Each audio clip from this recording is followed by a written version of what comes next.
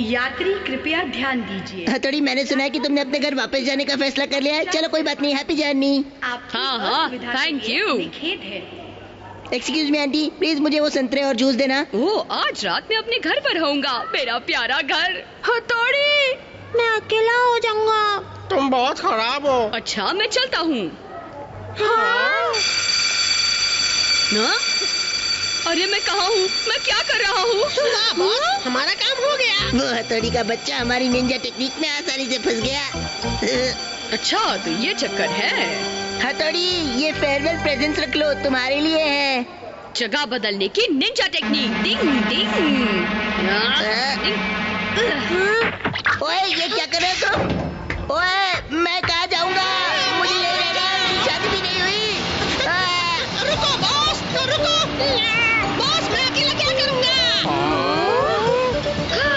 मैं बाल बाल बच गया। मैं अपने घरीगा वापस जाने ही वाला था। उस अमारा की टेक्निक शानदार थी। अगर वो डिपार्चर वाली घंटी नहीं बजी होती तो अब तक तो मेरी घंटी बज चुकी होती। डिंग डिंग। खोलो, खोलो ये दरवाजा